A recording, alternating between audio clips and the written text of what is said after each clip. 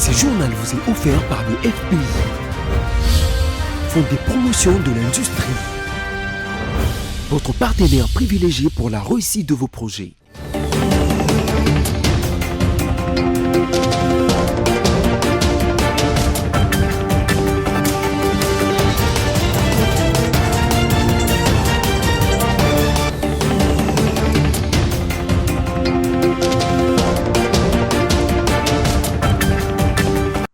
Un nouveau journal sur votre chaîne BSC Télévision. Mesdames, Messieurs, bonsoir. Tout de suite, les sommaires.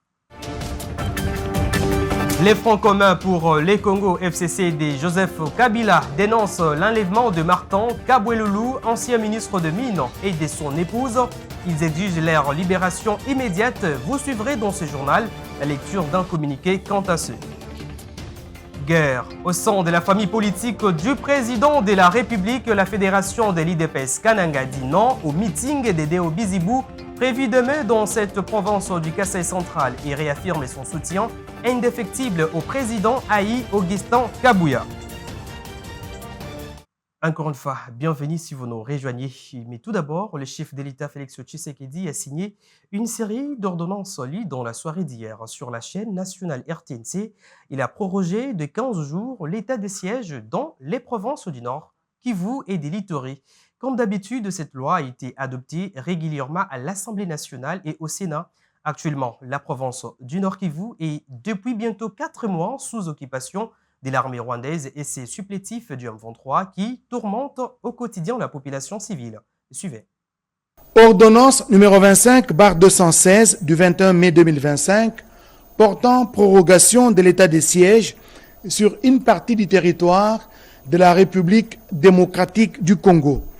Le président de la République, vu la Constitution telle que modifiée par la loi numéro 11/002 du 20 janvier 2011 portant révision de certains articles de la Constitution de la République démocratique du Congo du 18 février 2006, spécialement en ses articles 61, 69, 79, 85, 144, 145 et 156, alinéa 2, vu l'ordonnance numéro 24/039 du 28 mai 2024 portant nomination de vice-premier ministre, de ministres d'État, de ministres délégués et de vice-ministres, vu l'arrêt sous R-Const 1550 du 6 mai 2021 de la Cour constitutionnelle, siégeant en appréciation de la constitutionnalité de l'ordonnance numéro 21/016 du 3 mai 2021 portant mesure d'application de l'état de siège sur une partie du territoire de la République démocratique du Congo, vu la nécessité et l'urgence, les conseils des ministres entendus ordonnent. Article 1er. Est prorogé pour une période de 15 jours, prenant cours le 22 mai 2025, l'ordonnance numéro 21/015 du 3 mai 2021, telle que complétée à ce jour, portant proclamation de l'état de siège sur une partie du territoire de la République démocratique du Congo. Article 2. Sont abrogées toutes les dispositions antérieures contraires à la présente ordonnance. Article 3. Enfin, la Première ministre, le vice-premier ministre, ministre de l'Intérieur, Sécurité, Décentralisation et Affaires coutumières, le vice-premier ministre, ministre de la Défense nationale et des anciens combattants, ainsi que le ministre d'État, ministre de la Justice et garde des Sceaux sont chargés, chacun en ce qui les concerne, de l'exécution de la présente ordonnance qui sort ses effets à la date de sa signature. Et pendant ce temps, à l'Assemblée nationale, les rapports de l'enquête sur les propositions, des recrutements, des promotions et des mises en la retraite des magistrats de la Cour des comptes a été officiellement déposé à Vital Kamere, le speaker de cette chambre basse du Parlement, par le bureau de la commission spéciale d'enquête qui dirige le député national Paul Gaspard Ngonda Njoy. Ce dépôt marque une étape cruciale dans la mission de transparence et d'intégrité au sein du système judiciaire congolais. Ginette Fika nous en dit plus.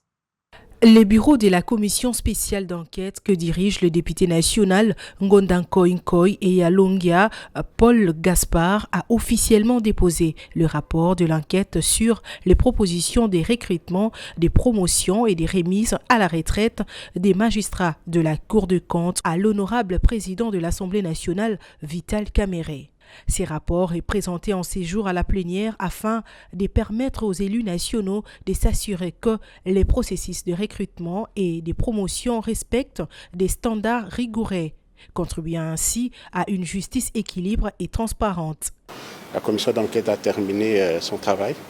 Voilà pourquoi nous venons de déposer officiellement le rapport à l'honorable président de l'Assemblée nationale. Le rapport va être soumis à l'adoption de l'Assemblée plénière de l'Assemblée nationale. Et dès que les recommandations sont adoptées, nous allons maintenant commencer à les implémenter sous la direction de notre bureau. Les résultats de cette enquête pourraient avoir un impact majeur sur l'efficacité et la crédibilité de cette institution qui joue un rôle essentiel dans la surveillance des finances publiques. J'ai annoncé au sommaire de ce journal, Martin Kabweloulou, ancien ministre de Mines de la République démocratique du Congo, et son épouse ont été enlevés ce jeudi autour des 3 heures du matin à leur domicile par des hommes armés non autrement identifiés, déplorent les fonds communs pour les Congo FCC de Joseph Kabila dans un communiqué de presse dont une copie nous est parvenue ce matin. Suivez la lecture de ces communiqués. Les Front commun pour les Congo FCC, en sigle, annonce et déplore l'enlèvement à Kinshasa dans la nuit du 21 au 22 mai 2025 de l'honorable Martin Kabweloulou et de son épouse. Une quarantaine d'hommes armés non identifiés ont en effet fait irruption dans leur résidence à 3 heures du matin et les ont amenés vers une destination inconnue. Les téléphones de M. Kabweloulou ainsi que celui de son épouse ne passent pas. Dans ses communiqués, le FCC dénonce cet enlèvement d'un éminent membre de son bureau politique, ministre honoraire de Mines et ancien député national, une énième preuve du terrorisme d'État qui prévaut désormais dans notre pays et de la persécution dont ses membres comme bien d'autres opposants font de plus en plus l'objet. Les FCC exigent la libération immédiate de l'honorable Martin Kabweloulou et de son épouse. Il affirme par ailleurs qu'il tiendra les pouvoirs en place et responsables d'enlèvement, conséquence que le traitement pour les moins traumatisants réservé à ces 2 personnes de 3e âge pourrait avoir sur leur intégrité physique ou leur santé. Alors que le patron de la justice congolaise, Constant Mutamba, est au cœur d'une controverse concernant un détournement présumé de 29 millions de dollars américains destinés à la construction d'une prison à Kisangani, il a procédé le mercredi 21 mai 2025 à l'inauguration du nouveau palais de justice à Kalemi. Nous sommes dans la province du Tanganyika. Les travaux de construction de cet édifice imposant ont été financés par la Suède et réalisés par le programme des Nations Unies pour le développement dans le cadre d'un partenariat d'accompagnement du gouvernement congolais. On écoute Constant Mutamba dans cet extrait de son discours. C'est un honneur pour moi de me tenir par devers vous ce jour pour inaugurer ces bâtiments prestigieux du Palais de justice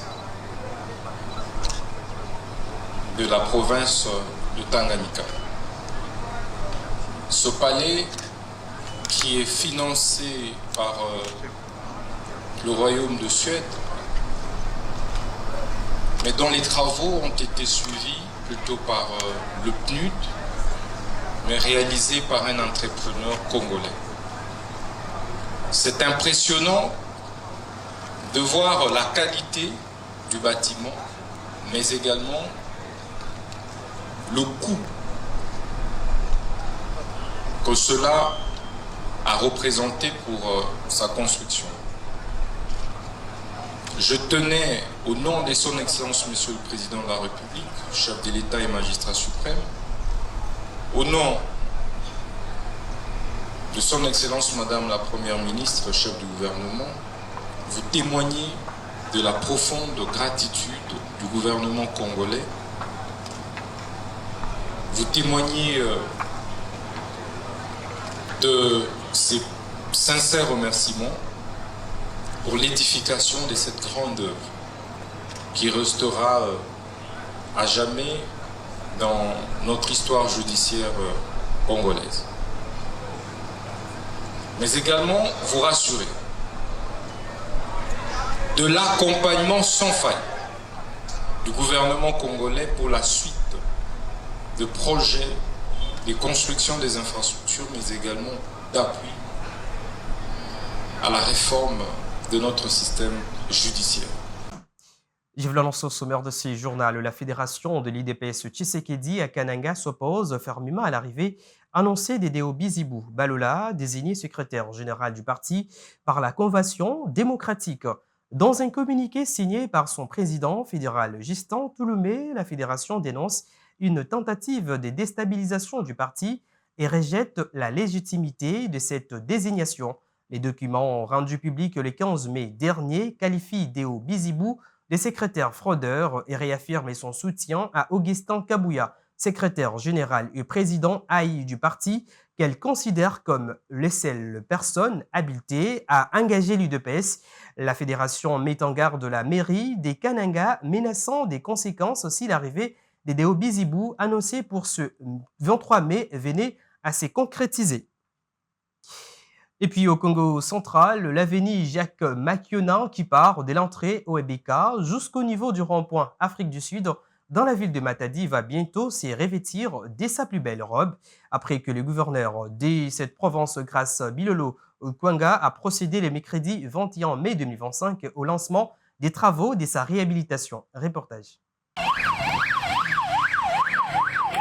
Le désengorgement de la ville de Matadi préoccupe au plus haut point les gouverneurs de province Grace Kwanga Maswang Bilolo qui ne ménagent aucun effort pour y parvenir. Tel l'a indiqué Jacques Konde Mombo, ministre provincial des ITPR qui assistait au lancement officiel des travaux de réhabilitation de l'avenue Jacques Makiona par le chef de l'exécutif provincial le mercredi 21 mai 2025. Cette route qui part du Kaoibeka pour déboucher à l'endroit communément appelé Afrique du Sud dans la commune urbano-rurale de Matadi. Sincèrement, par son souci de servir la ville de Matadi, son Excellence Grace Nkwanga Bilolo a pu décider de désenclaver la ville de Matadi qui est vraiment dérangée par les embouteillages. Ainsi que cette route pourra permettre à certains habitants l'OBK d'arriver facilement en ville et pour ne pas emprunter la même route qui part du Congo central vers la RN1. C'est en présence du directeur général de l'OBK, Jean-Claude Mavambo, et d'autres officiers conviés pour la circonstance que l'autorité provinciale a donné les coups de pelle. Ces travaux qui vont couvrir plus d'1 km 500 mètres de béton dans sa phase 1 seront exécutés dans un délai de 3 mois sur financement du gouvernement provincial, a indiqué la direction de l'office de voiries et drainage qui va en assurer la mission de contrôle par l'entreprise chinoise SIC, Société d'ingénierie du Congo. Restons toujours en Provence, mais cette fois-ci à Nituri, où après la formation dont ont bénéficié les forces armées de la République démocratique du Congo FARDC, l'évaluation s'est faite ensemble par le gouvernement provincial et la MONUSCO qui a d'ailleurs donné cette formation. Les gouverneurs militaires, le lieutenant général Luboya Kashamadioni, salue l'engagement des casques bleus de la MONUSCO à l'issue de cette formation consacrée à l'usage des mortiers. On l'écoute.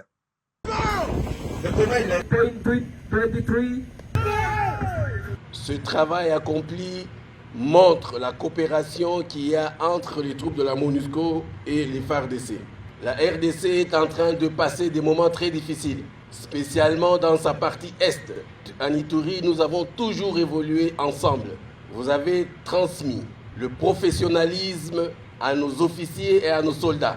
Et le résultat, c'est que à Nituri, nos forces, ensemble avec vous, ont très bien évolué.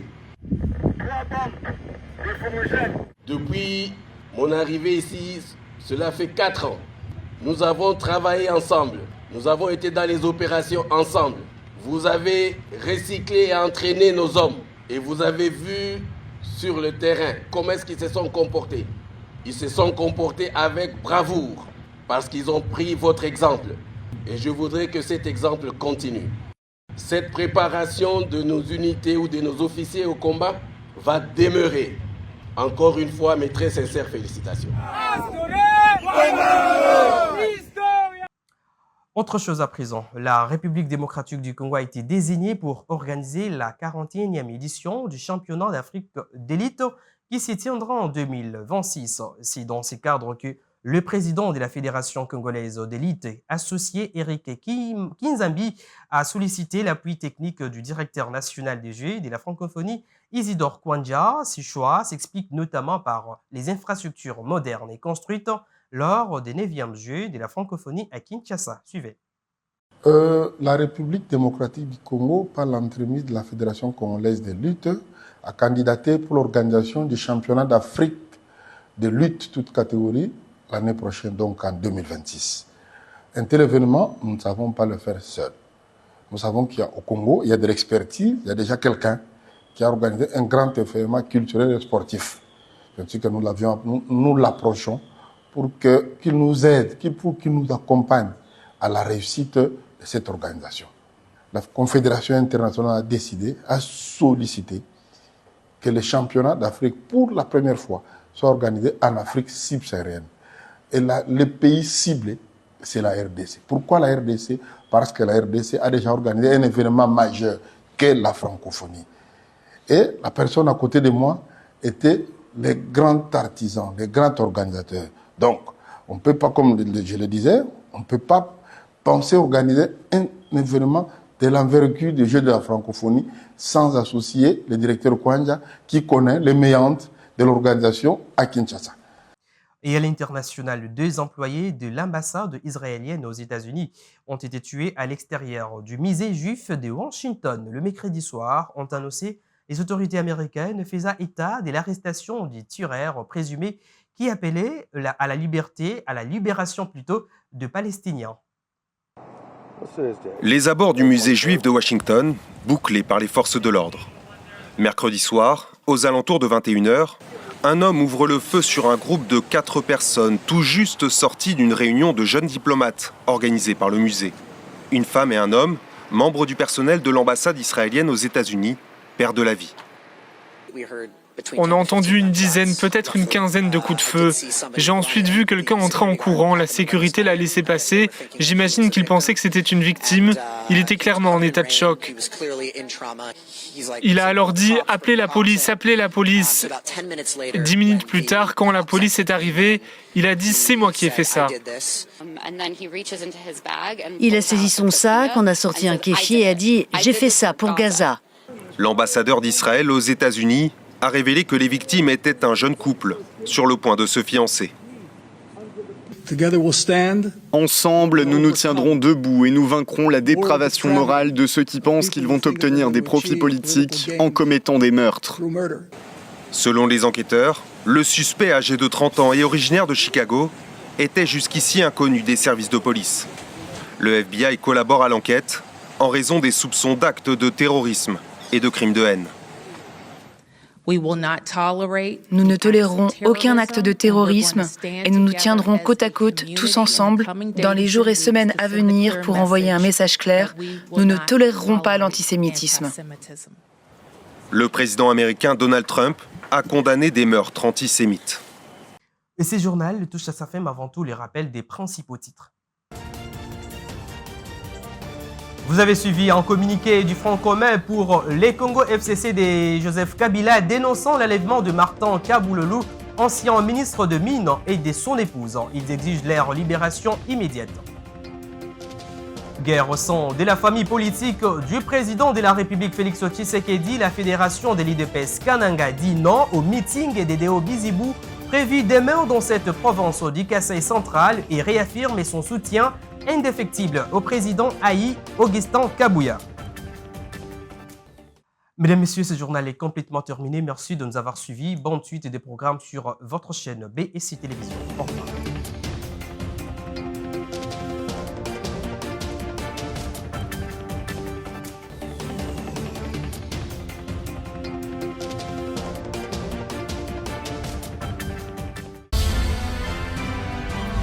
Ce journal vous a été offert par le FPI, Fonds de promotion de l'industrie, votre partenaire privilégié pour la réussite de vos projets.